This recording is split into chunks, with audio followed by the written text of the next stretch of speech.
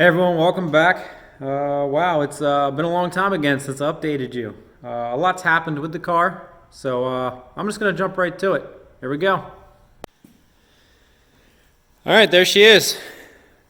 All right, well, first thing you see here is this nice, unnecessarily large exhaust dump. In the past video, you probably saw my bumper was melting pretty good with the one that was flush mounted. So I had to get rid of that flush mount. And this is actually 6-inch. The other one was 5.5. But a little bigger than I really would personally go with. But this was available pre-made from Monkey Fab. Had them write caution 2-step on there. Is the flashlight on this thing? Wow. Yeah, let's turn that off. And we're back without the flashlight. One thing I changed here, which you can see in there, is the blow-off valve. I had a TurboSmart 50mm race board on here, and it wasn't enough. In the 20 pounds of boost I was running when I'd let off, it would blow couplers off left and right. So this is still a TurboSmart valve, but it's their power port. It's basically a 2.5-inch inlet instead of the 50mm. That being said, I still retained the 50mm. I moved it over here. You can kind of see it up in there. So we got 2 blow-off valves on here. That works perfect. Also in here now is an oil cooler. The car was getting pretty hot once it started getting past 70 degrees outside, even 70. It was getting hot. I added an oil cooler, and I also added a secondary rad in the back of the car. I can't show you that right now because it's not installed, and I'll get to why that's not in there. I do have some clips of it in there. Maybe I'll chop that in right here. That is a stock heat exchanger off a CTSV, believe it or not, and then a random fan I had laying around. That is teed into the heater core lines for the heater inside. And just this right here knocks 30 to 40 degrees off my coolant temps. It's been great. The fan runs all the time. I plumbed it in post heater, so in the winter I'll still have heat, but this seems to have done the job of keeping this cool. C6s suffer from airflow. Every combination, Century blower, turbo, whatever, they all get too hot because there's just not enough airflow in the front of the car. So this solved it. Since I don't have an exhaust back here, I have all the room in the world to play with.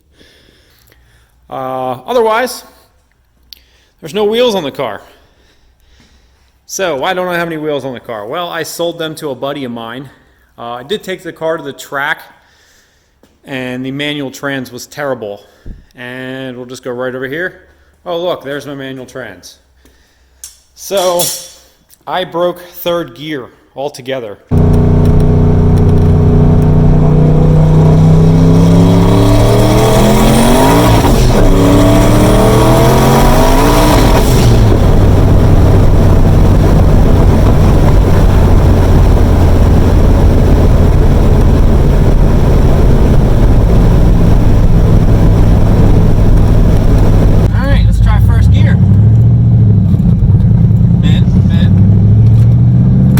First gear. Second.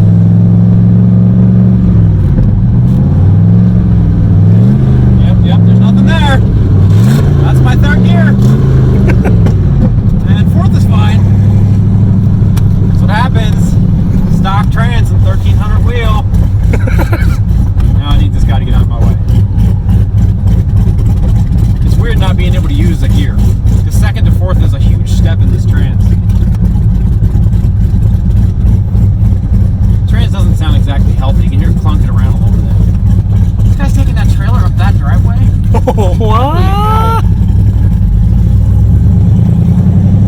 There's second. Third. I think it's broken, Eric. The clutch is out. Let's just go to fourth. There we go. Right now the trans is actually in third. See if I can do this on camera. Put my foot on here. There's third. I'm spinning the input shaft. Output does not spin.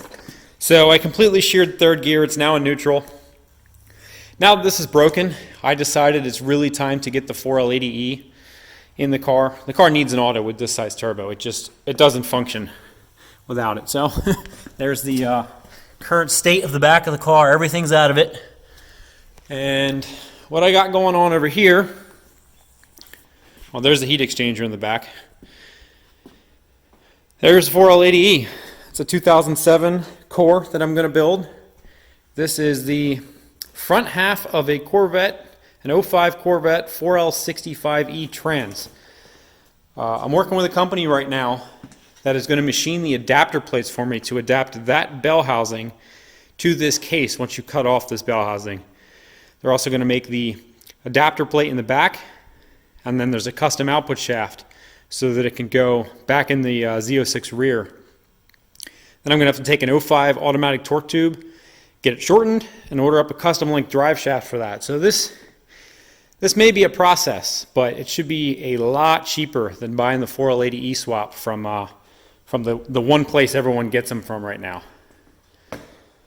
Oh, what else did I change on the car? Well, it's a mess in here because the shifter's out, but you guys already saw the seats, but you didn't see the completed harnesses. Harnesses are from Racer Direct. I think I said that in a previous video. But I got a shark bar back there. Don't have a full cage in the car. We're not there yet. Still spending a lot of money getting this thing solid. So the trans is next. Shifter and everything's out.